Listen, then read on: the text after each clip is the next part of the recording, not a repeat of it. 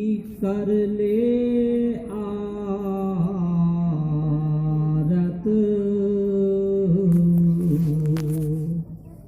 फिर नहीं ऐसा समय परापत कहा करूं सजनी मैं बिन बल तन मन मेरा है अति चंचल कर धीरज मैं करूं उपाय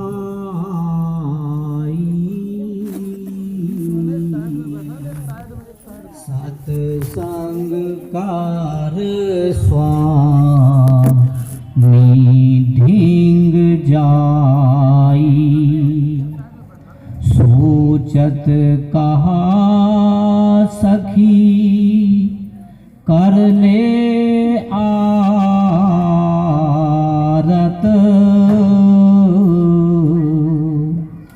फिर नहीं ऐसा समय परापत। राधा स्वामी दयाल की दया, राधा स्वामी सतगुरु सहा। प्यारी प्यारी साध संगत जी, ये वचन है परम पुरुष पूरन धनी स्वामी जी महाराज के। परम पुरुष पूरन धनी राधा स्वामी दयाल इस शब्द के अंदर समस्त मानव को उपदेश देते हैं। समस्त मानव के अंदर चाहे तो स्त्री हैं, चाहे पुरुष हैं, चाहे हिंदू हैं, चाहे सिख हैं, चाहे मुसलमान हैं, चाहे ईसाई हैं, चाहे जैन हैं, संत सतगुरु समूचे संसार के माता पिता के समान होते हैं। जो भी माता पिता होता अपने छोटे बच्चे का भी ध्यान रखता है और बड़े बच्चे का भी ध्यान रखता है। इसलिए संतों ने अपने हिसाब से सारे प्राणियों को, जिसको मानव शरीर मिला, उसको ध्यान रखने के लिए कहा, क्योंकि मानव शरीर जैसा और कोई शरीर नहीं है। 84 लाख योनियां हैं, जीव जंतु हैं, पशु पक्षी हैं, पेड़ पौधे हैं, घास फूस है, आत्मा तो सबके अंदर है, लेकिन मानव शरीर जैसा कोई शरीर नहीं। और ये मानव शरीर जो मिला है किसी जरूरी काम के वास्ते आत्मा को मिला है। ये 84 लाख बार में केवल एक बार प्राप्त होता है। 84 लाख बार जीव जंतु पशु पक्षी कीड़े मकोड़े घास फूस पेड़ पौधे बन के आत्मा आती रहती है, जाती रहती है, लेकिन मानव शरीर किसी जरूरी काम के वास्ते परमात्मा देता है। स्वामी कहते हैं साधन धाम मोक्ष का द्वार। ये साधन है आत्मा को मोक्ष पद जाने का। जैसे कि रेल एक साधन है, मोटर एक साधन है, हवाई जहाज एक साधन है। अगर कोई रेलगाड़ी खराब हो जाए तो बंद हो जाती है, यात्रा बंद हो जाती है, लोग जो रेलगाड़ी में बैठे हुए हैं। इसलिए मानव शरीर अगर खराब हो गया तो आपकी यात्रा आत्मा बंद हो जाएगी। देखो रामचंद्र जी आए, जब 5 वर्ष के हुए तो गुरु आश्रम में चले गए। रामचंद्र जी 5 वर्ष के होने पर गुरु आश्रम में चले गए। कृष्ण जी 14-15 वर्ष के होने के बाद गुरु आश्रम में शांति कुंज जी के आश्रम में चले गए। ये मानव शरीर एक साधन है, एक जरिया है आत्मा को अपने देश वापस जाने का। ये आत्मा का देश नहीं जिसमें हम बैठे हुए हैं, ये शरीर का देश है। ये 5 तत्वों का देश, शरीर जो है 5 तत्व है, तो शरीर का देश है। आत्मा तो अजर है, अमर है, एक रस है। एक शरीर को छोड़ देती है, दूसरे को धारण कर लेती है। तो आत्मा तो अजर अमर है, उसका देश भी अजर अमर होगा। यहाँ कभी प्रलय आती है, कभी महाप्रलय आती है, कभी कुछ होता है, कभी कुछ होता है। आत्मा का देश एक जैसा ही रहता है, आत्मा भी एक जैसी ही रहती है। तो आत्मा के लिए स्वामी जी महाराज ने उपदेश दिया, सोचत कहा सखी कर ले आरत। स्वामी जी महाराज एक बहुत बड़ी बात कर रहे हैं। कौन सी बड़ी बात करें कि सोचत कहा सखी, हम सबको सखी के बराबर बता रहे हैं। तुम मेरी सखी हो, तुम मेरी सहेली हो, तुम मेरी साथी हो, ये सोचने का वक्त नहीं जो मानव शरीर है। ये आरती करने का वक्त है। जैसे लोग आरती करते हैं, अपने इष्ट देव के सामने खड़े हो जाते हैं, एक थाली में दीपक जलाते हैं, तब आरती करते हैं, आरती करते हैं।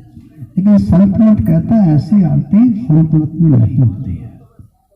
आ कहते हैं यहाँ पर आ, जहाँ पर आप तिलक लगाते हैं, जहाँ पर आप बिंदी लगाते हैं, यहाँ पर अपने ध्यान को समेट कर यहाँ लाओ। आ रै माने प्रकाश, यहाँ प्रकाश है। आपकी वस्तु में सबसे श्रेष्ठ वस्तु यहीं पर है। आ माने यहाँ पर आ, रै माने प्रकाश, तय माने तकना। उस प्रकाश को देखना है जो आपके अंदर प्रकाश है। तो कुछ शरीर के अंदर परमात्मा ने कितनी वस्तु रखी है। कोई भी वस्तु ऐसी जो बेकार हो गई।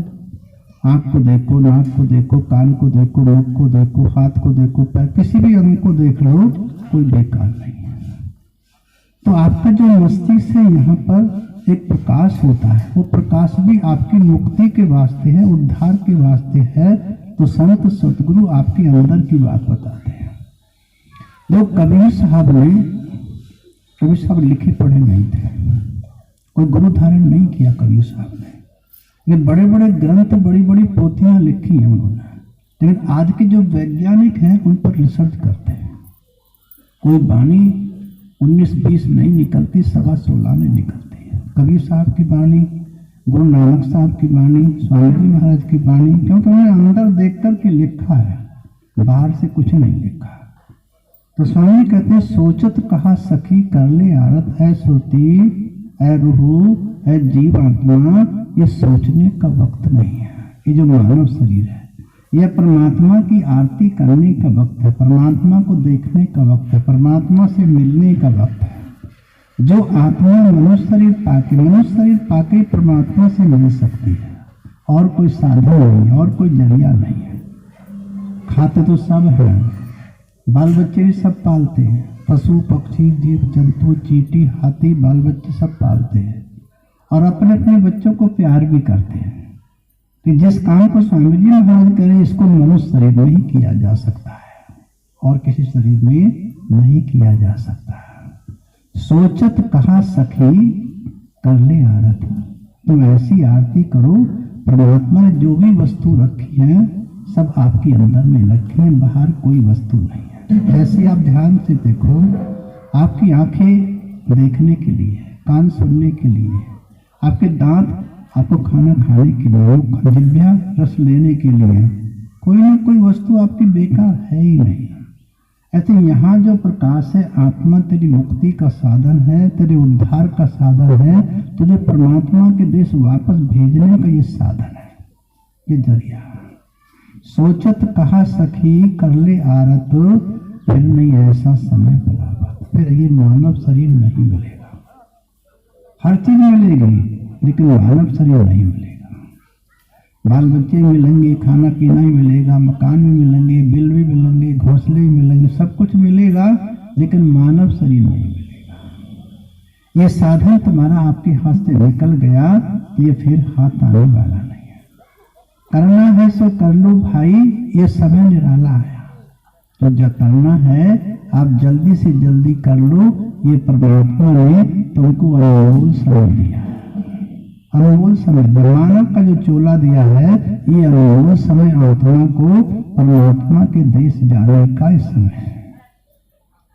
इसी परमात्मा के देश में, परमात्मा के देश को इसी शरीर में वापस जा सकती है, किसी और शरीर में नहीं जा सकती है।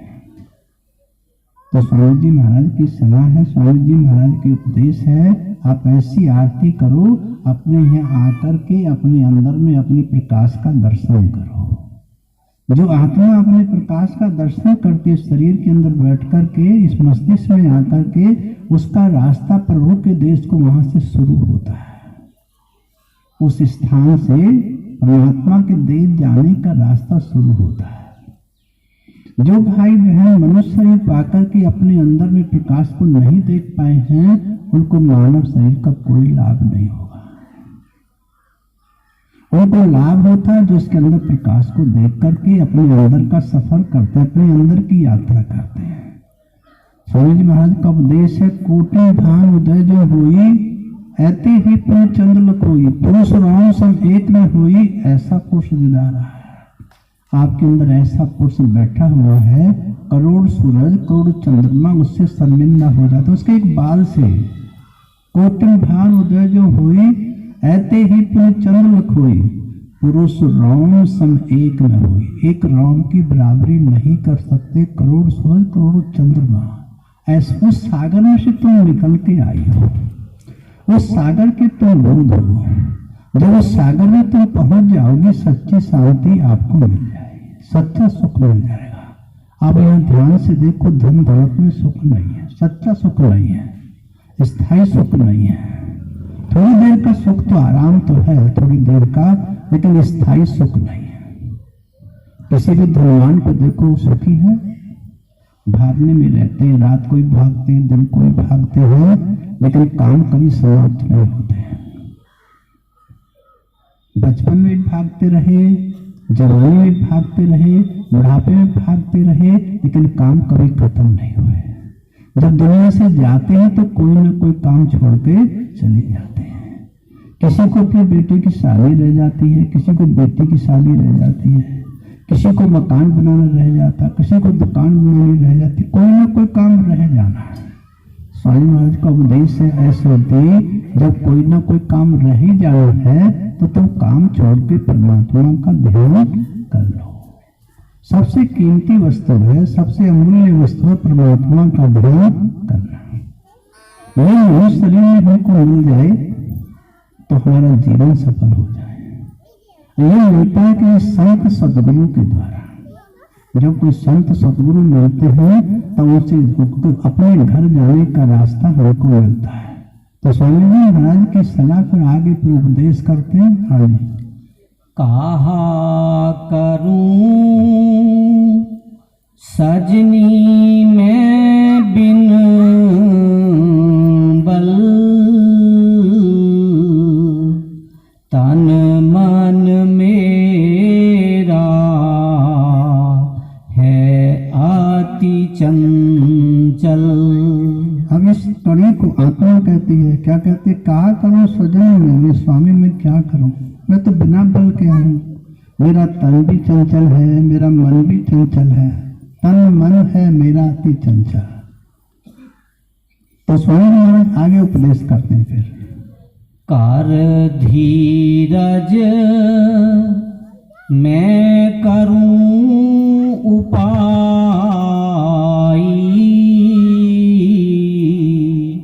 सत्संग कार स्वामी ढींग जाई।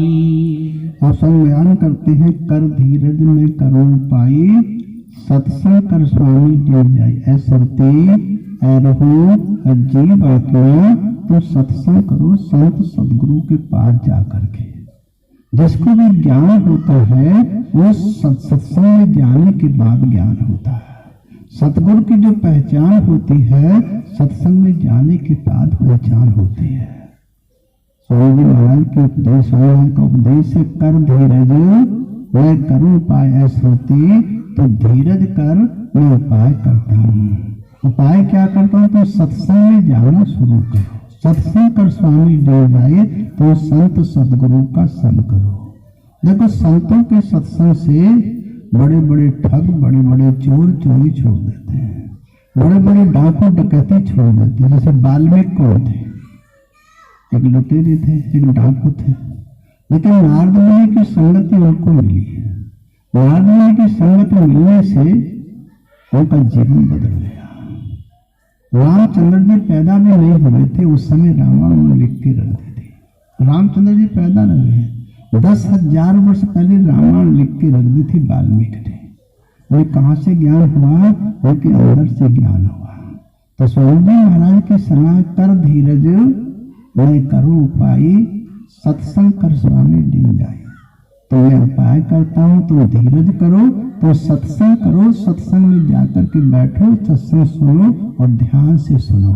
फिर सत्संग सुनने के बाद किसी संत सतगुरु की शरण में जाओ, वहां से उपदेश ग्रहण करो। संतों का जो उपदेश होता है ना, कुछ लोग कहते राम राम कहो ये नाम है, कुछ लोग कहते नहीं नहीं ओम नमः शिवाय को ये नाम है, कोई कुछ कहता है, कोई कुछ कहता है। स्वामी आज कहते ये नाम नहीं है, ये लफ्ज है जबान से बोले जाते हैं, नाम जबान से नहीं बोला जाता है। नाम तो ध्यान के द्वारा, श्रुति के द्वारा, गुरु के द्वारा सुना जाता है। वो तो आकाश से वो अनहद शब्द हो रहा है। हमारे आकाश तत्व में, जहाँ हमारे शरीर 5 तत्व का है, तो उस जगत में धुन आ रही है, वो आवाज आ रही है। संत सद्गुरु उसको सुनने का भेद बताते हैं। बाहर का ध्यान नहीं लगाते, अपने अंदर में ध्यान लगाओ। जहाँ तिलक लगाते हो, जहाँ बिंदी लगाते हो, उस स्थान पर अपने ध्यान को एकाग्र करो और उस अनहद शब्द को सुनो, उस परम प्रकाश को देखो। परम प्रकाश दिन और राति नहीं चाहिए दिया घृत बाती। वो प्रकाश ऐसा है, उस प्रकाश को दिए की, बाती की, तेल की आवश्यकता नहीं है। जरत रहता है क्षरुत 12 मासी, हमेशा ही जलता रहता है। रात को भी जलता, दिन में भी जलता। कोई भाई दिन में ध्यान लगाता है तो उसको प्रकाश वो वहीं पर दिखाई देता है। कोई रात में लगाता है तो रात को वहीं पर दिखाई देता है। एक जरा सा भी इधर को नहीं हिलता। अपने स्थान पर किसी भी समय आप ध्यान लगाइए, वो प्रकाश आपका वहीं पर आपको मिलेगा। तो संत सद्गुरु आपको आपके अंदर की बात बताने के लिए समझाते हैं, उपदेश देते। सोचत कहा सखी काले आरत, फिर मैं ऐसा समय बराबर। ये मनुष्य जैसा समय मिला है तुमको, ऐसा समय फिर कभी नहीं मिलेगा। हाथी बलवान तो होता है, लेकिन आदमी उसके ऊपर सवारी करता है। क्यों करता सवारी? वो बुद्धि के कारण करता सवारी। हाथी बने में रहते हैं, लेकिन हाथी को वहां से पकड़ता है तो उसको आदमी के अंदर तरकीब होती है।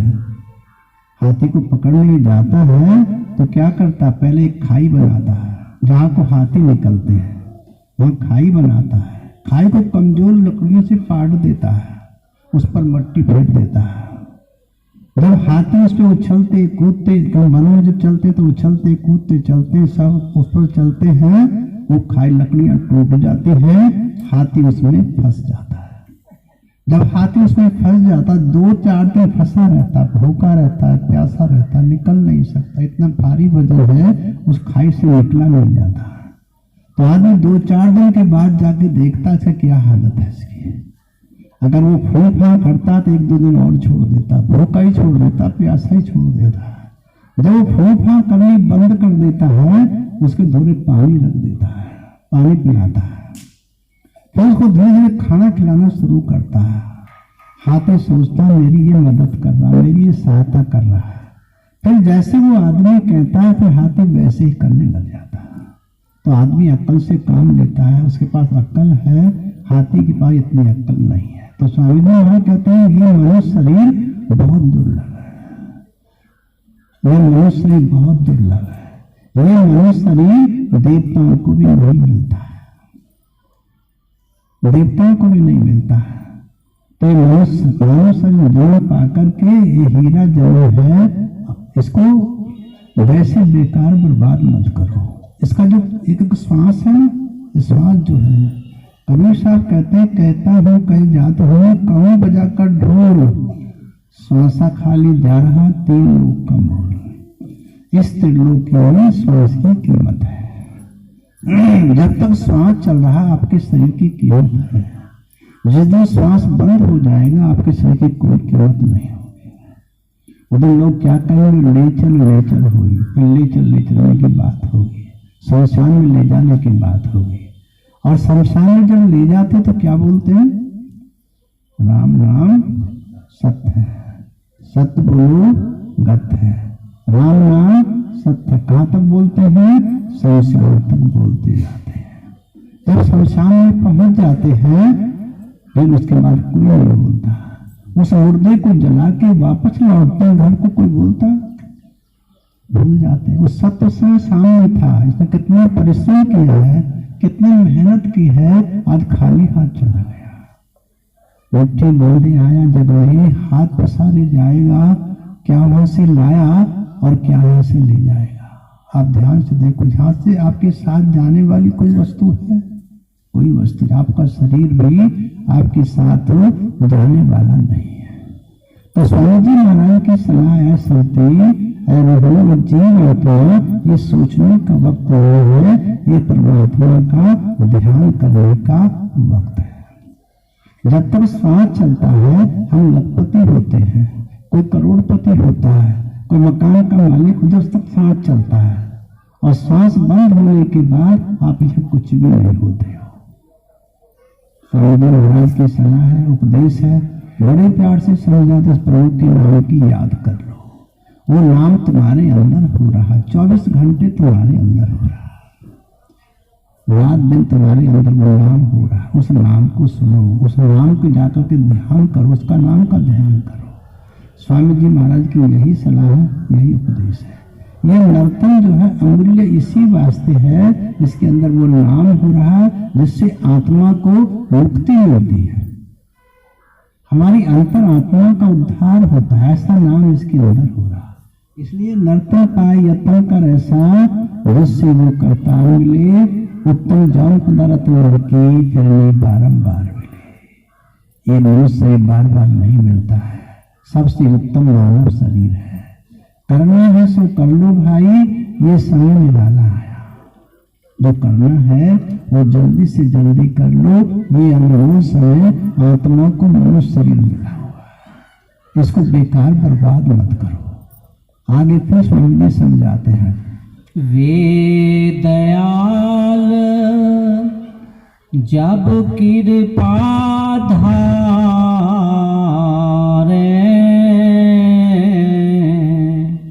मन चंचल को छीन में मारे। अब स्वामी जी महाराज सलाह देते हैं कि वो संत सदगुरु होते हैं, सत्संग जाके बैठते हैं, वो दयाल ऐसी दया करते हैं, हमको मन को वश में करने का यत्न बताते हैं। हमारा जो मन है इतना चंचल है, रात दिन दौड़ता रहता, रात दिन दौड़ता रहता है। लेकिन संतों का एक ही उपदेश, एकांत में बैठ करके अपने मन को, अपने ख्याल को, अपनी सुरती को अपने तीसरे तिल में लाओ, सबसे बड़ी बात है।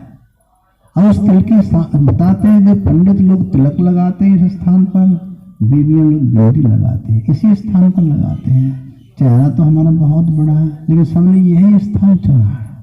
कोई जरूरी है बात है, कोई विशेष बात है यहाँ पर।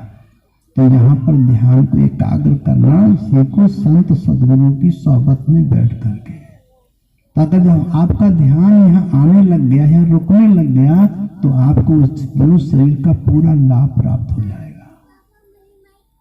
तो स्वामी जी महाराज की सलाह उपदेश है, मन चंचल को छिन में मारे, ऐसी युक्ति बताते हैं। इस मन को वश में करने की युक्ति बताते हैं, इस परम प्रकाश का दर्शन करने की युक्ति बताते हैं।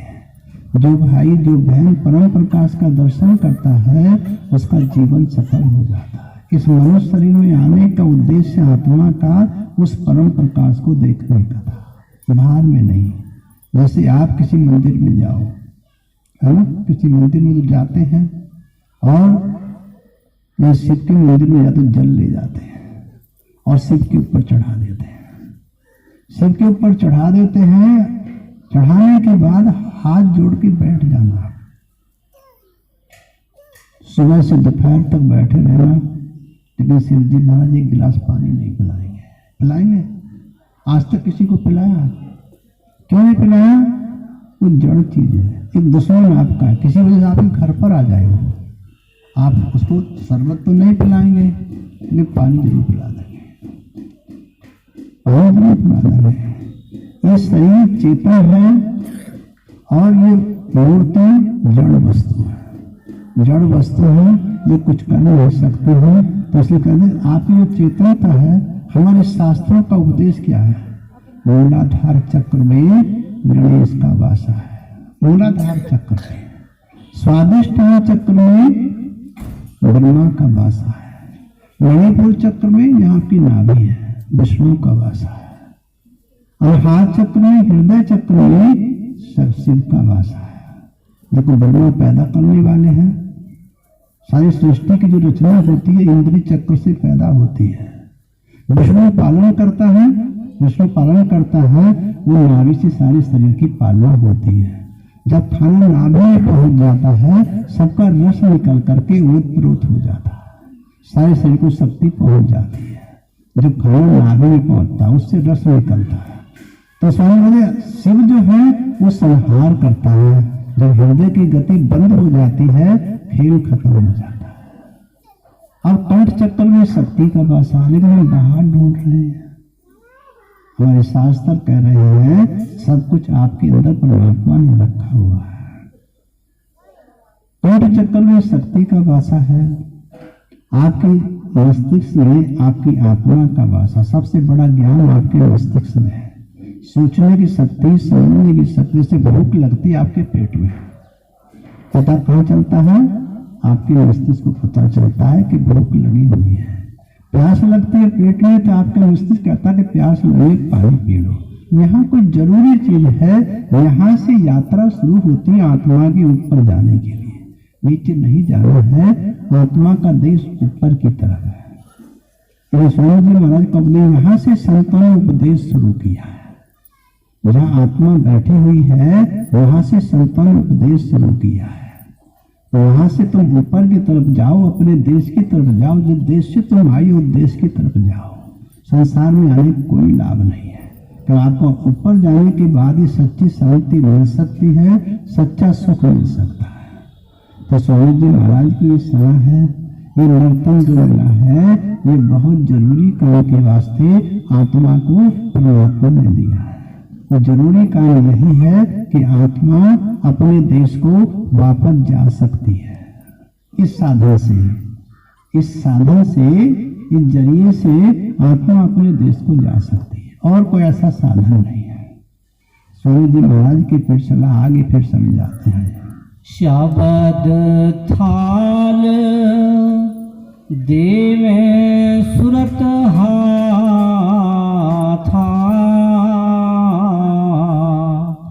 प्रेम ज्योत जग राम साथा। अब स्वामी जी महाराज सलाह देते, शब्द थाल देने सुरत हाथ। आपकी सुरत के हाथ में शब्द का थाल देते। शब्द किसे कहते हैं? आवाज को कहते हैं। जो परमात्मा के देश से आवाज आ रही, आपके अंदर शब्द आ रहा है। शब्द गुरु श्रुति धुन चेला। आपकी आत्मा का जो गुरु है वो शब्द है। वो आपके अंदर बैठा हुआ है, आपके साथ रहता है, 24 घंटे साथ रहता है। शब्द गुरु श्रुति धुन चेला। आपकी जो श्रुत है वो शिष्य के मानंद है। जो अपने गुरु का दर्शन करते, अपने गुरु से मिलाप करती है, अपने गुरु की वाणी सुनती है, तब अपने देश को जाने का रास्ता उसको मिल जाता है। रास्ता सारक में है, दिलवर पे जाने के लिए आत्मा को जो रास्ता मिलता है वो सुषुम्ना नाड़ी से मिलता है। इंगला पिंगला, एक इंगला कहते हैं जब सांस इधर हमारा इधर आता है उसे इंगला कहते हैं। पिघला जब सांस बाहर जाता है। पिघला होते जो उस नाड़ी ब्रह्मांड को जाती है। उस ब्रह्मांड में जाने के बाद ही हमारी आत्मा को अपने घर की पता चलती है, अपने घर का रास्ता मिलता है। करना है सो कर लो भाई, ये समय निराला आया, तो करना है जो कुछ वो जल्दी से जल्दी करो। ये समय समाप्त होता जा रहा है। जिस दिन से बच्चे का जन्म होता है उस दिन से समय कम होता जाता है, कम होता जाता है, कम होता जाता है। इसलिए जो करना है वो जल्दी से जल्दी करो। आपके हाथ से वक्त निकल जाएगा, फिर आप कुछ भी नहीं कर सकते, आप कुछ नहीं कर सकते। इसलिए स्वामी जी महाराज की सलाह, नर्तन पाए यतन कर ऐसा, जिससे वो करतार मिले, उत्तम जौन पदार्थ नर की फिर नहीं बारंबार मिले। ये मनुष्य शरीर बार बार नहीं मिलता। ये उत्तम जौन किस लिए मिली है? ये परमात्मा से आत्मा को मिलन करने के वास्ते ये साधन दिया गया, ये जरिया दिया गया। 84 लाख बार में केवल एक बार ये जरिया आपको मिलता है। आगे फिर स्वामी जी समझाते हैं। जब आरत तू करे बनाई,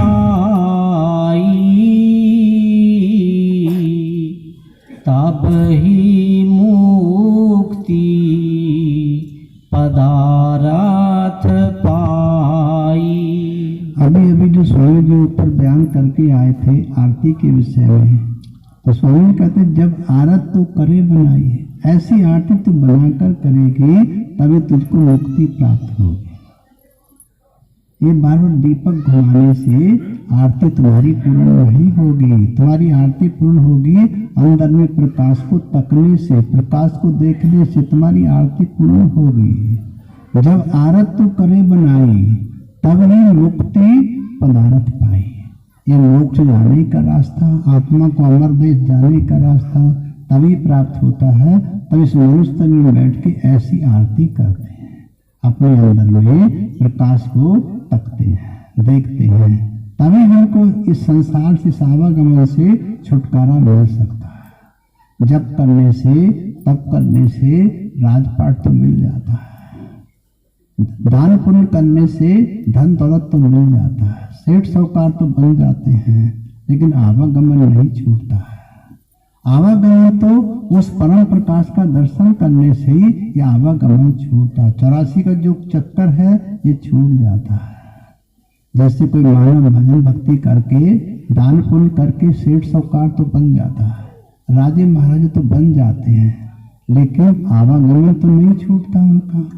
जब सेठ साहूकार बनते हैं, राजे महाराजे बनते हैं, तो क्या होता है, वो उनकी आते और आगे को बढ़ती जाती हैं, बढ़ती जाती हैं, और बुरे कर्म करना शुरू कर देते हैं। इसलिए फिर उनको 84 में आना पड़ता है। जिसका लेते हैं उसका देना पड़ता है। इसलिए स्वामी जी महाराज का उपदेश, ये मनुष्य शरीर जो मिला है, ये परमात्मा का ध्यान करके आत्मा को अपने वापस देश जाने के लिए मिला है। सच्ची शांति कब मिलती है? अपने देश पहुंचने पर सच्ची शांति मिलती है। जैसे जैसे आप लोग दूर दूर से सत्संग में आए हो, जब सत्संग समाप्त हो जाएगा, प्रसादा हो जाएगा, सब अपने अपने घर की तरफ को चल देंगे। अपने घर पहुंचने पर ही आप वहां पर पहुंचेंगे। तो स्वामी महाराज कहते हैं, इसलिए स्वामी जी महाराज कहते हैं अपने घर जब तक आत्मा नहीं पहुंचती है तब तक उसको सच्ची शांति नहीं मिलती है। चाहे राजा बन जाए, चाहे सेठ बन जाए, चाहे साहूकार बन जाए, सच्ची शांति तो आत्मा को अपने घर वापस पहुंचने पर मिलती है, अपने देश पहुंचने पर मिलती है। इसलिए हम यहाँ परदेशी की तरह हैं। ये परदेश है, काल का देश है, मृत्यु का देश है, लेकिन आत्मा का देश तो अजर देश है, अमर देश है, क्योंकि आत्मा भी अजर अमर है। इस शरीर को छोड़ दे तो दूसरे को धारण कर लेती है, लेकिन शरीर में स्वामी महाराज का उपदेश है, अब तो समय मिला अति सुंदर, शीतल हो बचरो घाम से, ऐसी होती उनको बहुत सुंदर समय मिला जो मानव शरीर मिला है। शीतल हो बचरो घाम से, शीतलता कहते ठंडक प्राप्त करो, गर्मी से बचने का प्रयत्न करो। गर्मी क्या है? ये 84 लाख योनियों में आपको कष्ट ही कष्ट होगा, दुख ही दुख होगा। जैसे अभी सर्दी समाप्त हो जाएंगे तो गर्मी का मौसम आ जाएगा। तो गर्मी का मौसम आएगा तो हम क्या करेंगे? कोई अपना कूलर ठीक कराता है, कोई अपना पंखा ठीक कराता है, कोई अपना एसी ठीक कराता है, साधनों को ठीक करते हैं गर्मी से बचने के लिए। इसलिए 84 लाख योनियों से बचने का एक साधन, एक जरिया है मानव शरीर। आत्मा को जरिया मिला है 84 लाख योनियों से बचने का। इसलिए मनुष्य शरीर पा करके आप परमात्मा का स्मरण कर लो, परमात्मा का ध्यान कर लो, परमात्मा के देश को वापस आत्मा तुम चली जाओ। इस देश में संतों का उपदेश यही होता है। संत सदगुरु कभी किसी को धन दौलत नहीं देते हैं। संत सदगुरु किसी को हाथ हवेली नहीं देते हैं। संत सदगुरु किसी को बाल बच्चे नहीं देते हैं। केवल परमात्मा से मिलने की युक्ति बताते हैं। उस परमात्मा रहता तुम्हारे शरीर के अंदर, युक्ति संत सदगुरु बता, तरकीब अंदर जाने की संत सदगुरु बताते हैं। तो स्वामी जी महाराज की जो सलाह है, उपदेश है, ये आत्मा को भवसागर से मुक्त होने का ये साधन है, एक जरिया है। इसलिए सत्संग से यही लाभ होता है। एक दृष्टांत में आता है, एक चूहा था। चूहा तो बड़ा परेशान रहता था, बहुत परेशान रहता था। डर किससे लगता था उसको? बिल्ली से डरता था। जब बिल्ली म्याऊं करती आती है, चूहे की जान निकल जाती है। तो उस चूहे ने क्या सोचा कि भाई हनुमान चालीसा पढ़नी शुरू की, हनुमान का भजन करना शुरू किया, हनुमान का सुमिरन करना शुरू किया। एक दिन हनुमान प्रकट हो गए। जब प्रकट हुए, हनुमान ने कहा कि भैया क्या मुसीबत है, आप मुझे क्यों याद करते हो? कि महाराज जब बिल्ली म्याऊं म्याऊं करती मेरी जान निकल जाती है। हनुमान ने कहा तो फिर तुम क्या बनना चाहते हो? कि मुझको तुम बिलाऊ बना दो। कितना ही ज्ञान था, उसने कहा मुझे बिलाऊ बना दो। हनुमान ने उसके सिर पे को हाथ फेरा और झट से बिलाऊ बन गया। अब बिलाऊ बनते उसके मन में अकड़ पैदा हो गई कि अब बिल्ली तेरा कुछ नहीं बिगाड़ सकती है। अब वो मोहल्ले में घूमने के लिए निकल पड़ा। घूमने में जब निकला तो जो मोहल्ले के जो कुत्ते थे बैठे हुए थे, अब बिल्ली के पीछे दौड़ पड़े। बिल्ली के पीछे दौड़ते दौड़ते वो बिल्ली किसी जान बचाने के लिए पेड़ के ऊपर चढ़ के बैठ गई। कुत्ते नीचे बैठे रहे और बिल्ली की तरफ देखते रहे। बिल्ली मिलाकर हाँ भी मेरी तरफ देख रहे हैं। कुछ देर में थक गए कुत्ते बेचारे, देख देखते वापस सब लौट गए अपने अपने घर को। बिलाव सोचा था यहाँ भी चैन नहीं मिलेगी। फिर उसने हनुमान चालीसा पढ़ी, फिर उसने हनुमान जी का भजन किया, हनुमान जी का सुमिरन किया। हनुमान जी प्रकट हुए। हनुमान ने कहा तो अब क्या बात है, अब तो बिलाव बन गया है। कहते नहीं महाराज, ये तो कुत्ते जो हैं मेरे पीछे दौड़ते झपट्टा मारते हैं मुझको। कहते फिर अब क्या तू चाहता है? कि मुझको डॉग बना दो। कुत्तों से बड़ा लगता है डॉग जो होता है, कुत्तों से बड़ा डॉग बना दो ताकि मेरे पीछे कुत्ते ना भागे। हनुमान जी ने कहा कि तू मेरा अच्छा भक्त हुआ, तो मुझे बार बार परेशान करता है। हनुमान जी फिर उसके सिर पे हाथ फेरा, डॉग बन गया। अब डॉग बन गया तो एक शिकारी के पल्ले पड़ गया। अब शिकारी शिकार खेलने जाता वन में जाता है, शेरों को देखता है, बगीरों को देखता है, चीतों को देखता है। कुत्ता बोला कि यहाँ तो और भी मुश्किल पड़ गई है। फिर वही कुत्ता अपना बैठ करके फिर हनुमान जी का ध्यान करने लगा कि इस यौन से भी छूटना चाहिए। तो हनुमान जी प्रकट हुए। हनुमान जी ने कहा कि भैया तू तो मेरा अच्छा भक्त हुआ, अच्छा से तो मुझे चैन ही नहीं लेने देता, बार बार ये कहता, बार बार वो कहता, क्या करूं बता, मेरे लिए क्या करूं? कि महाराज एक काम कर दो बस मेरे लिए। क्या करूं? मुझे शेर बना दो, मुझे शेर बना दो। हनुमान जी ने कहा देख ले भैया। हनुमान जी उसके हल पे हाथ फेरा, वो शेर बन गया। अब शेर बन गया तो बनी में घूमने लगा, जंगल में घूमने लगा। कोई भी जानवर उसको छेड़ता नहीं है, कोई छूता नहीं है, उसे सब डरते हैं। एक दिन एक राजा शेर का शिकार खेलने के लिए गया। बड़े बड़े हाथी हैं, बड़ी बड़ी बंदूक हैं, बड़ी बड़ी तोहफे हैं। उसी शेर के पीछे पड़ गए, सब के सब उसी शेर के पीछे पड़ गए। भागते भागते उस शेर जो था एक बनी में घुस के बैठ गया। और वहाँ हनुमान जी को याद किया।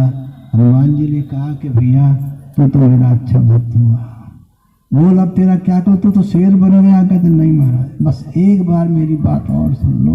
कि तेरी क्या खाक सुन, बार बार यही कहता है एक बार और सुन लो, एक बार सुन लो। कि नहीं महाराज एक बार और सुन लो। आप क्या सुन, बोल क्या सुन कहता है? तो मुझे चूहा ही बना दो।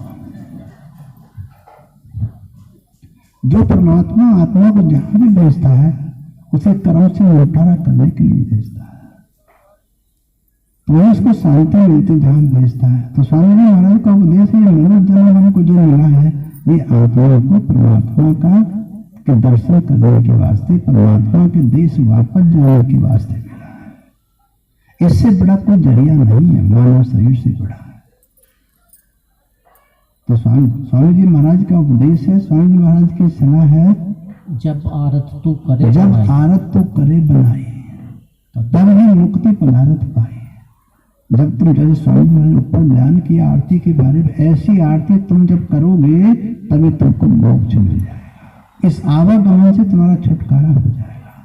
यानी अपने अंदर में प्रकाश का दर्शन करोगे तो तुमको सावा कमल से छुटकारा मिल जाएगा, जन्म मरण से मुक्ति मिल जाएगी। तो जब भी कोई भी बच्चा जन्म लेता है क्या तो शांति मिलती है?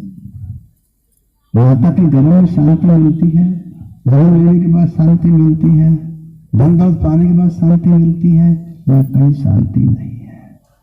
स्वामी कहते कि 9 महीने तक रहा गर्भ में, दुखड़े सहा करे था, घोर अंधेरा नरक में था, प्रकाश नहीं था बिल्कुल भी, घोर अंधेरा नरक में था, 24 दिन बहा करे था, चारों तरफ बहता रहता था, नरक चारों तरफ बहता रहता था, घोर अंधेरा नरक में था, 24 दिन बहा करे था, ऊपर को थे पैर तेरे, सर नीचे को रहा करे था, दुनियादारी देखने खातिर हरदम रहा करे था, कहा करे था राम भरवा भूल गया न्याय, माता के गर्भ में फंसा हुआ उल्टा टका हुआ प्रार्थना करता था कि मुझे इससे बाहर निकाल दो।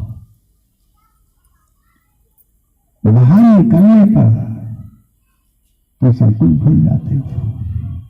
घोर अंधेरा नरक को था, 24 दिन बहा करे था, ऊपर को थे पैर तेरे, सर नीचे को रहा करे था, दुनियादारी देखन खातिर हरदम रहा करे था, कहा करे था राम भजवा भूल गया न्याय, रट सतनाम नरसिंह श्याम दिए छोड़ पाप की लाई। तो सतनाम की याद करो। संत सतगुरु कहते हैं जिसने तुम्हें गर्भ के अंदर तुम्हारी सहायता की है, गर्भ के अंदर तुम्हारी मदद की है। देखो गर्भ के अंदर बच्चा कभी रोता नहीं है, और कारण तो होगा। जिस माता को गर्भ होता है उस माता को अपने बच्चे की पता होती है, मेरा बच्चा श्वास ले रहा है, तो रोने क्यों नहीं पता चलेगी? रोता नहीं है। क्यों नहीं रोता है? परम प्रकाश दिन और राति नहीं चाहिए दिया घृत बात। ऐसे प्रकाश को देखता है, ऐसे अनहद शब्द को सुनता है, जो यहाँ आकर के सब भूल जाता है, यहाँ आकर के भूल जाता है। तो स्वामी जी महाराज की सलाह है, उसी पर जो गर्भ के अंदर तुम प्रकाश देखते थे, तो संत सदगुरु उसी देखने की सलाह देते हैं, उसी को पाने की सलाह देते हैं, उपदेश देते हैं। और संसार में कुछ देखने के लिए नहीं कहते, वो आपको अंदर में प्रकाश देखने के लिए कहते हैं, आवाज को सुनने के लिए कहते हैं। जैसे कोई छोटा सा बच्चा है, वो रो रहा हो, आप एक झुंझुना बजा दो, बस बच्चा झुंझुने की आवाज को सुनते ही उधर देखना शुरू कर देता है, आवाज को सुनता रहता है, सुनता रहता है। इसलिए अंदर भी कोई ना कोई आवाज को सुनता जरूर होगा। तो शांत रहता था, न खाने की फिक्र थी, न पीने की फिक्र थी। बच्चा रोज से नहीं खाता माता के गर्भ में, जो कुछ भी खाता वो नाभि के द्वारा जाता है, नाभि के द्वारा जाता रहता। ये स्वामी जी महाराज का उपदेश है, जब आरत तू करे बनाई, तब ही मुक्ति पदार्थ पाई। तब इस आवागमन से मुक्त होगा, तब तुम ऐसी आरती करोगे। तो संत सतगुरु का जो उपदेश है, स्वामी जी महाराज का, गुरु नानक साहब का, तुलसी साहब का और कबीर साहब का, उपदेश में कोई अंतर नहीं है, उपदेश एक जैसा है। स्वामी जी महाराज ने जो कबीर साहब ने उपदेश दिया है, वही स्वामी जी महाराज ने उपदेश दिया है, केवल भाषा का अंतर हो सकता है। गुरु नानक साहब की भाषा अलग थी और यहाँ यूपी की भाषा अलग है, उनकी पंजाब की भाषा थी, यहाँ की यूपी की भाषा अलग है। तो स्वामी जी महाराज कहते हैं उनकी भाषा में अंतर है, लेकिन उनके उपदेश में कोई अंतर नहीं है। तो स्वामी जी कहते करना है सो कर लो भाई, ये समय निराला है, ये अनमोल समय तुमको मिला है महात्मा, तुम जल्दी से जल्दी कुछ कर लो, ये वक्त फिर नहीं मिलेगा। अगर ये बारी तुम्हारे हाथ से निकल गई तो तुमको ये बारी तो मिलेगी नहीं, दूसरा कोई शरीर मिलेगा, उसमें जाने के बाद क्या क्या होगा। बकरा बनोगे तो गला कटेगा, मुर्गा बनोगे तो गला कटेगा, मछली बनोगे जिंदा आग में जलाए जाओगे। ये हालत देखने में आती है। तो आगे फिर स्वामी जी बयान करके समझाते हैं, यह है निश्चय कर सांची जानो,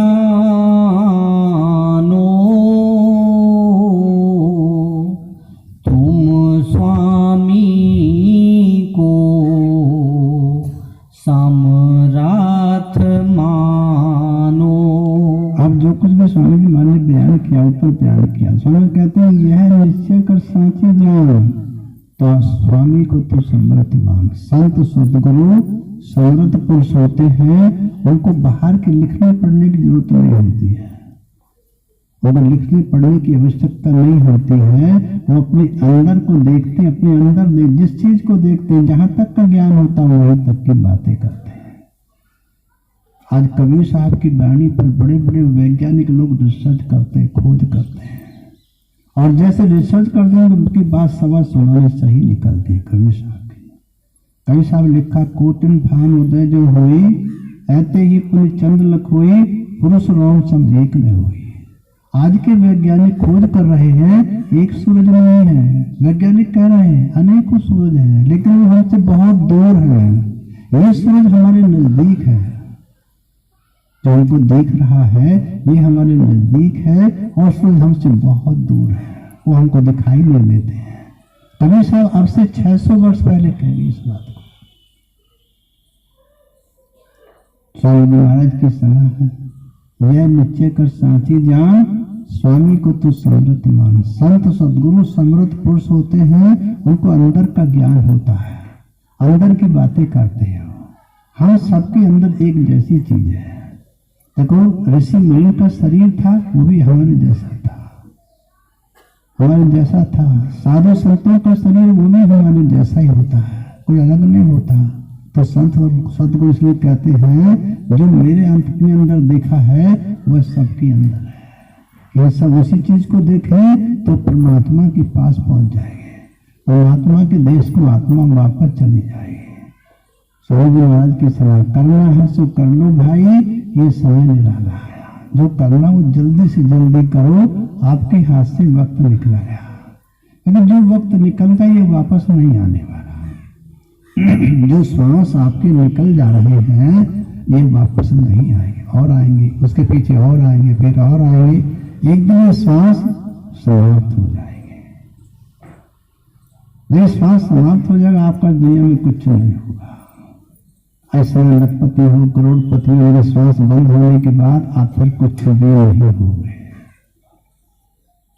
स्वामी ने इसलिए लिखा, मिली नरदेह यह तुमको, बनाओ काज कुछ अपना, बच्चों बताई जग में जानियो रैन का सपना। इस संसार को रात के सपने के माने जानो।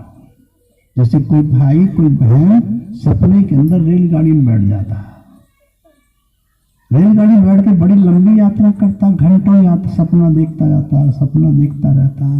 ये जब आँख खुलती है उसी चरपाई पर होता जहां पर सोया था, कोई यात्रा वात्रा नहीं होती है। सपने के अंदर कुछ भाई कुछ बहनें कभी कभी नदियों में डुबकी लगाते, स्नान करते हैं सपने के अंदर। जब आँख खुलती है एक बूंद पानी की कहीं आपके शरीर से लगी नहीं है, वो सपना था।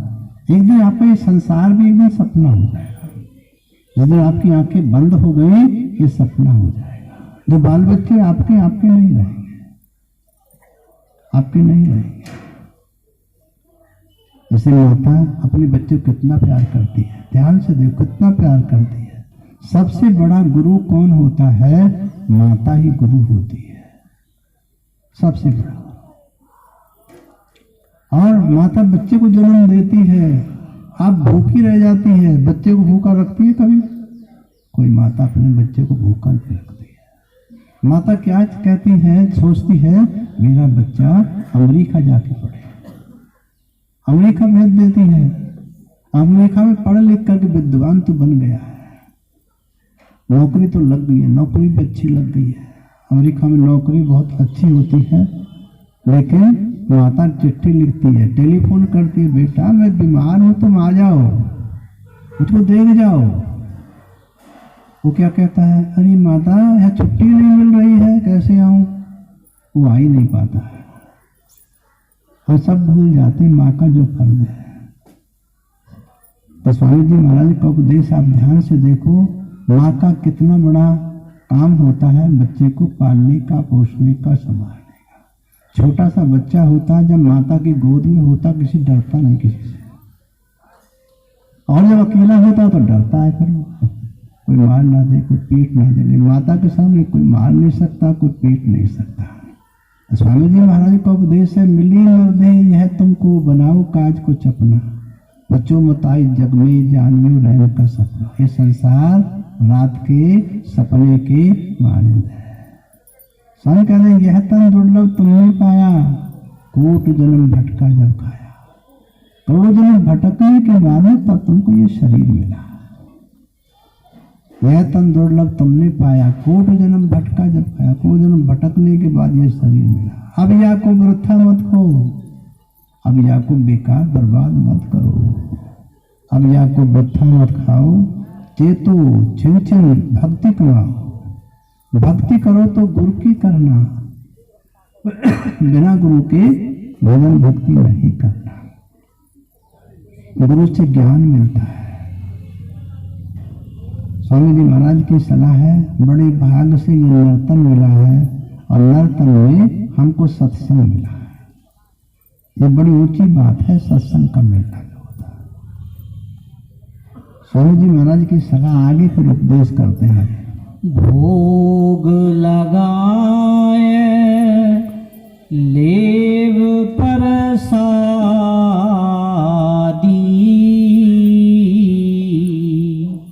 चरणामृत ले मन को साधी। और स्वामी जी उपदेश दे रहे हैं, भोग लगा ले प्रसादी। संत सदगुरु जब भोग लगाते हैं अपनी आंखें पहले बंद कर लेते हैं। आंख बंद करने का क्या मकसद है उनका? अपने बिखरे हुए ख्याल को समेट के अपने अंदर लाना, परम प्रकाश का दर्शन करना, फिर वो दृष्टि को भोग पर डाल देना, प्रसाद पर डाल देना। तब आपका प्रसाद अमृत बनता है। आपका प्रसाद तब अमृत बनता है जब संत सतगुरु अपने अंदर की दृष्टि उस प्रसाद पर डालते हैं। भोग लगा, ऐसा भोग लगा हुआ प्रसाद लेना चाहिए। भोग लगा ले प्रसादी, चरणामृत ले मन को साधी। चरणामृत ले करके अपने मन को साधो। जिसने अपने मन को साध लिया है, अपने मन को कहने में कर लिया है, उसका जीवन सफल हो गया है। मन भागता रहता है लेकिन मन सफल, हमारा शरीर सफल नहीं हो पाता है। इसलिए इस संसार में तुम आए हो, संत सदगुरु के चरणों में बैठना सीखो। तो एक दृष्टांत में आता है, एक चोर था, चोरी करता था। चोरी करते करते बूढ़ा हो गया था। जब बूढ़ा हो गया तो उसने अपने बेटे को भी चोरी सिखा दी। जब चोरी सिखाई तो बेटे से कहा, देखो सत्संग में नहीं जाना, सत्संग में जाओगे चोरी नहीं कर पाओगे, कथा भागवत में जाओगे तो आप चोरी नहीं कर पाओगे। अगर चोरी करना है तो सत्संग में नहीं जाना, भागवत नहीं सुनना, सत्संग नहीं सुनना। और अगर चोरी करते कोई पकड़े जाओ, चोरी को बताना नहीं, चाहे मर जाना। बता दोगे तो बहुत कष्ट होगा आपको, मर जाओगे थोड़ी देर का कष्ट होगा, फिर ज्यादा कष्ट नहीं होगा। बेटा है चोरी करना शुरू कर दी, बाप की मृत्यु हो गई। अब बेटा क्या सोचता है, पिता ने जो काम सिखाया वही करो। अपनी बीवी से कहा कि तुम मुझको खाना बना दो, आज मैं चोरी करके लाता हूँ। जब पिता ने कहा था उस काम को करता हूँ। उसने खाना बना के अपने गांव में नहीं करूँगा, दूसरे गांव में जाकर करूँगा, दूसरे शहर में चोरी करूँगा। खाना बना के वहां से चल दिया, लेके चल दिया। लेकिन रास्ते में कहीं सत्संग हो रहा था। रास्ता ही बिल्कुल वहीं को, इधर संगत बैठी हुई थी, इधर महात्मा, बीच में कोई रास्ता निकलने को था। जब परम पुरुष पूर्ण बनी, राधा स्वामी दयाल जब किसी पर कृपा करते हैं, कोई ना कोई साधन ऐसा बन जाता है, कोई ना कोई उपाय ऐसा निकल आता है। चोर जब महात्मा के सम्मुख आया, वो सोचा सत्संग हो रहा, उसने दोनों काम अपने बंद कर लिए, सत्संग नहीं सुनना। लेकिन जैसे महात्मा के सम्मुख आया, उसके पैर में ऐसा कांटा चुभा कि बिना हाथ निकाले कांटा निकल ही नहीं सकता।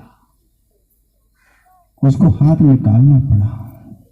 हाथ जब निकाल के उन्होंने जब कांटे को निकाला तो महात्मा कहे, देवताओं की परछाई नहीं होती है।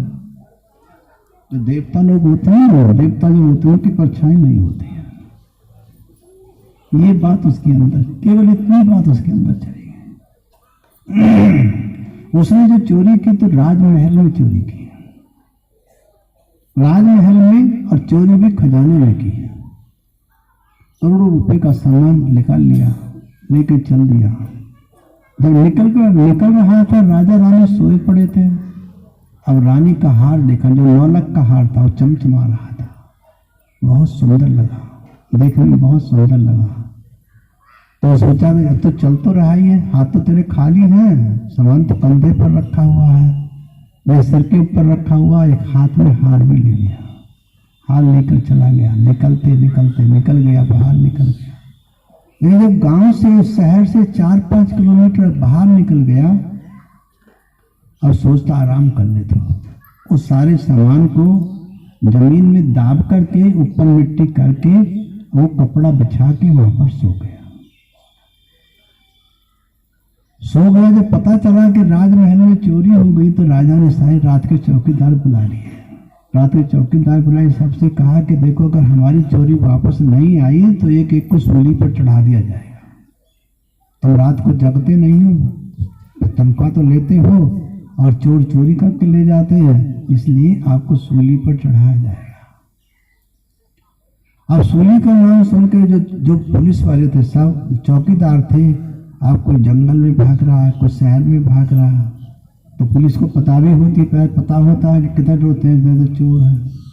भागते भागते 1-2 पहरेदार वहां आगे जहां सोया पड़ा था, उन्होंने आके विचार किया कि आदमी रात में, दिन में क्यों सो रहा है। इसका मतलब रात को चोरी करता, दिन में ही सोता है। उसको पकड़ लिया, तो रात तो चोरी की राजमहल में, और दिन में अब सो रहा है, तो बता कहाँ रखी चोरी। पिता का हुक्म था कि चोरी बताना नहीं, चाहे मर जाना। उसने कहा मैंने चोरी नहीं की, मैंने चोरी नहीं की। आगे पकड़ मारते मारते उसको राज दरबार में ले गए। राजा के सामने पेश कर दिया कि महाराज, रात को ये चोरी करता है, दिन में ये सोता है। अब सोता हमने पकड़ा इसको।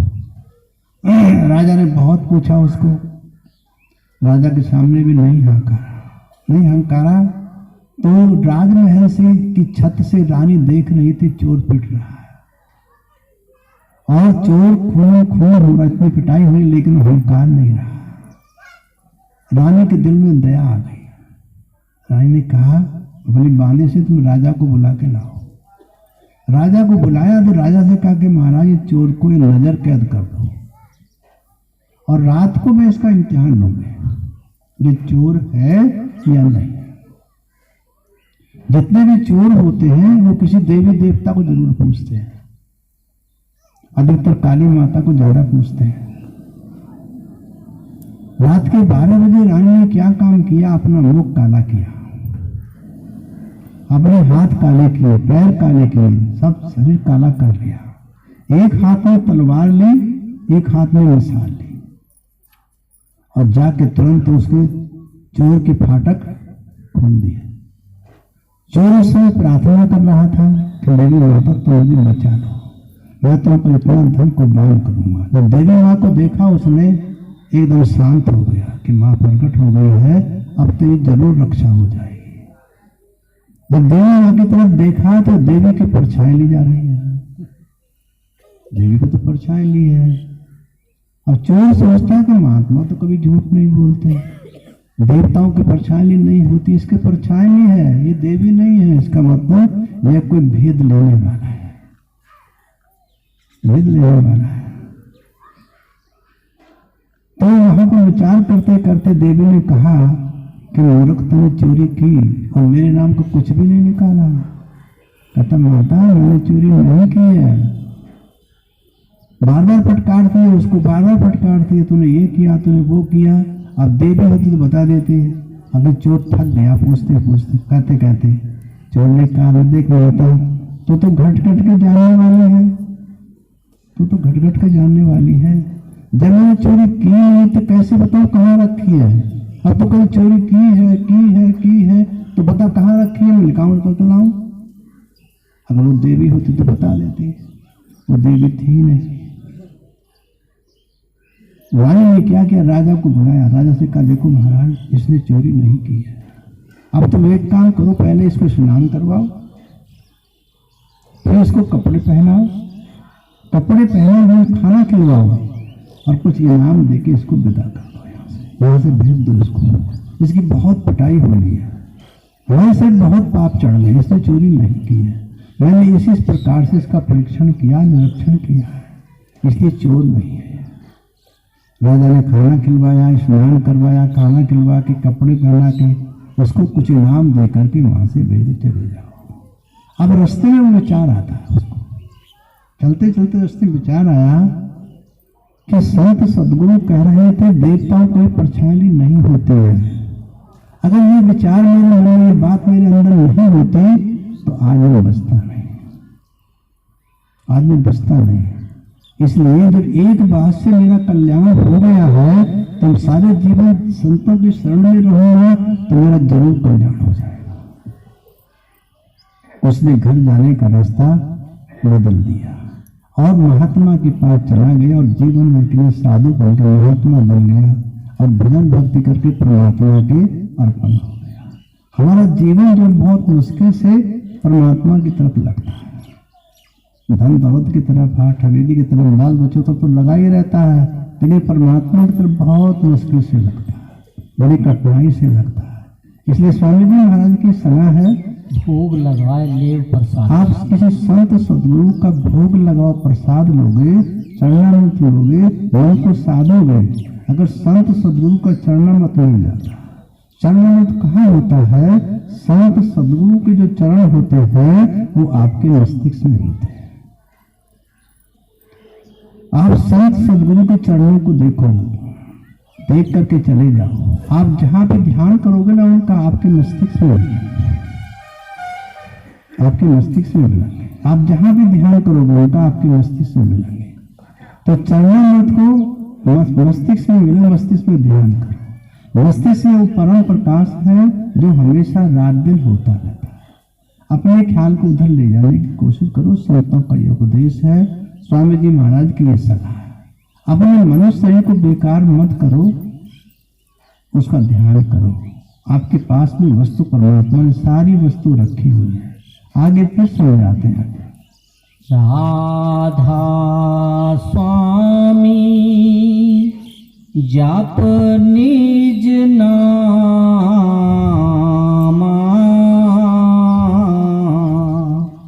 सात लोक पावे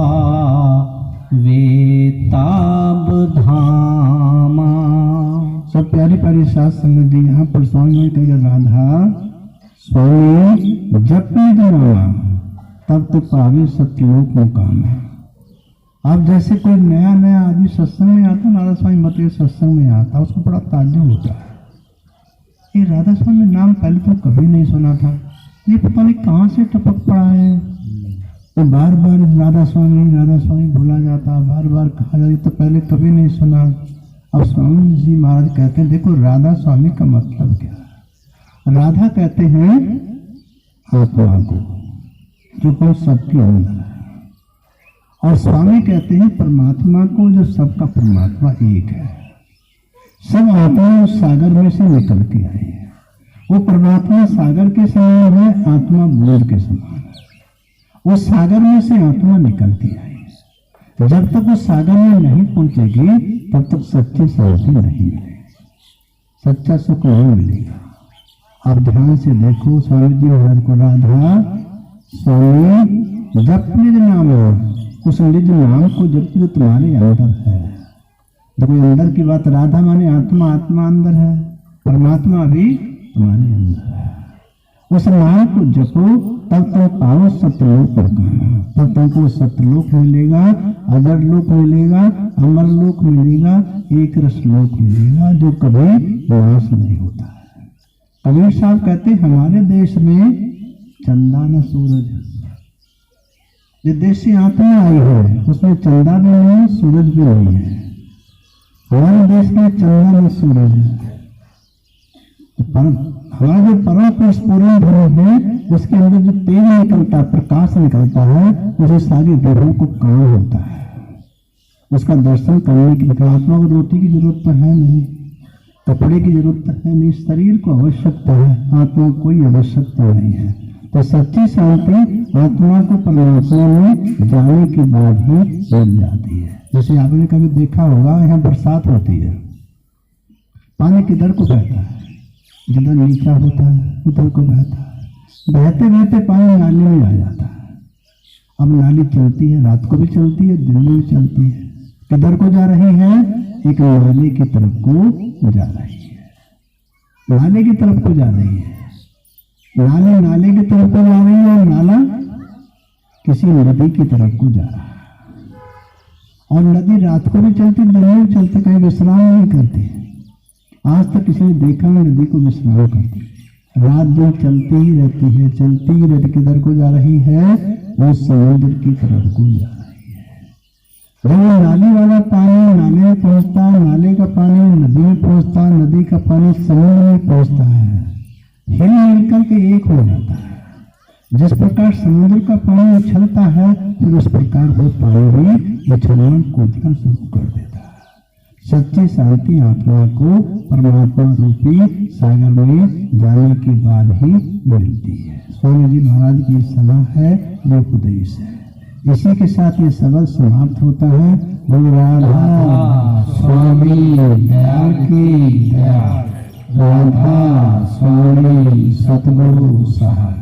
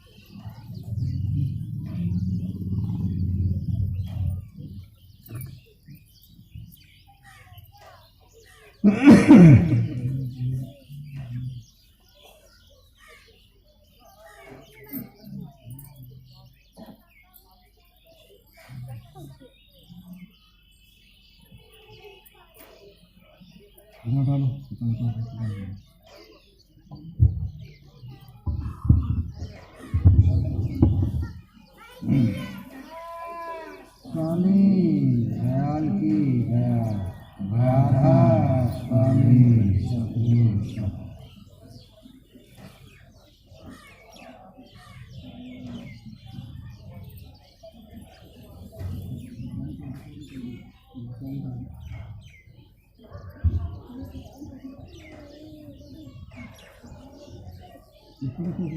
बांध का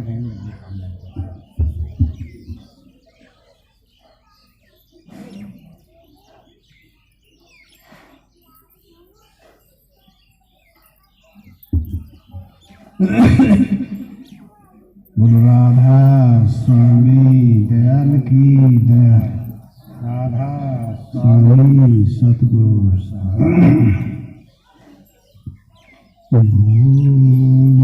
धरे राधा स्वामी आगे,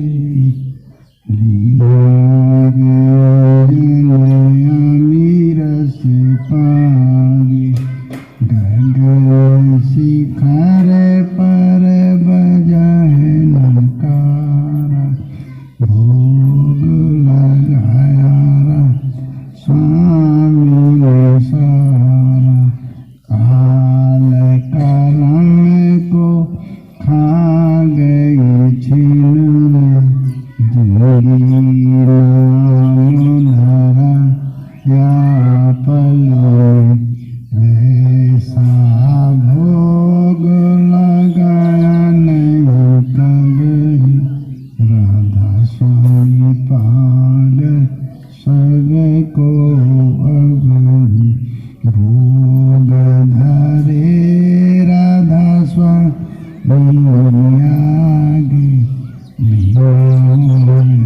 दयाल हमी रस पागे, राधा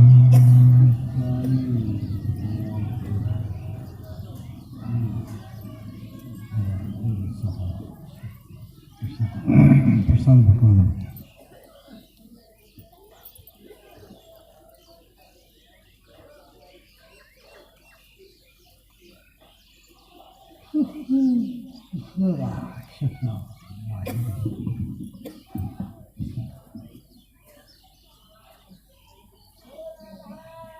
स्वामी दयाल की दया, राधा स्वामी सतगुरु सहा।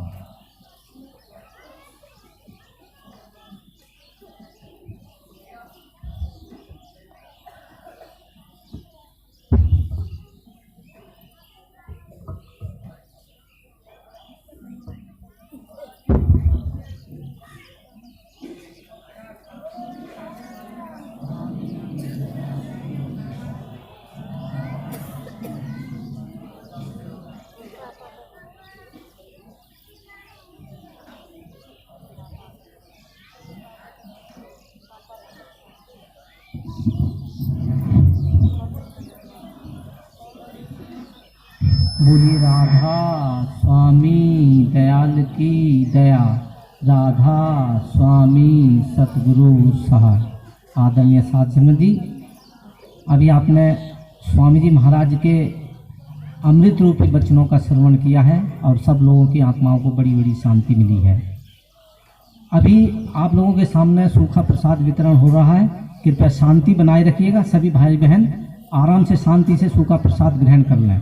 और एक निवेदन आप सभी भाई बहनों से है कि सभी भाई बहन यहाँ से लंगर का प्रसाद छक करके ही जाएंगे। सभी भाई बहनों के लिए लंगर की व्यवस्था है और व्यवस्था इस प्रकार रहेगी, लंगर का प्रसाद हमारी जो बहनें हैं वो इसी पंडाल के अंदर ग्रहण करेंगी और भाई लोग पंडाल के बराबर में बिछाई हो रही है, तो भाई लोगों के लिए लंगर की व्यवस्था बराबर में होगी और बहनें इसी पंडाल के अंदर ही लंगर का प्रसाद ग्रहण करेंगे। बोलिए राधा स्वामी दयाल की दया, राधा स्वामी सतगुरु साहब।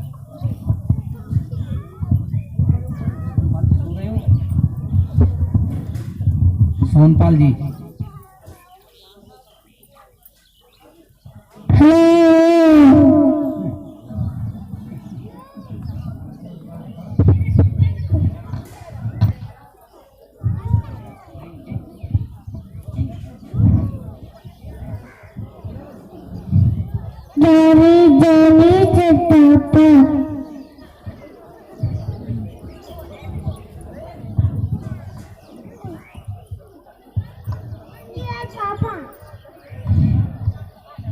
क्या खा रहे? क्या?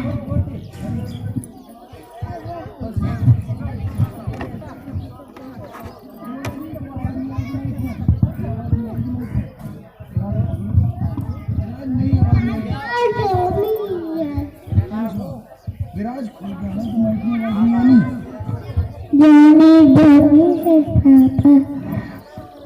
आगे बोलो।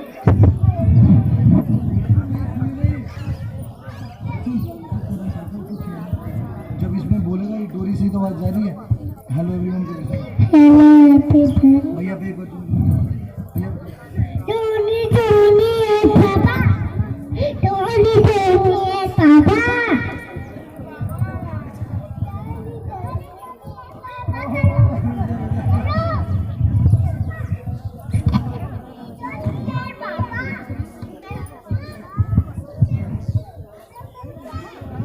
डोरी टूट जाएगी, माइक हिलेगा, माइक।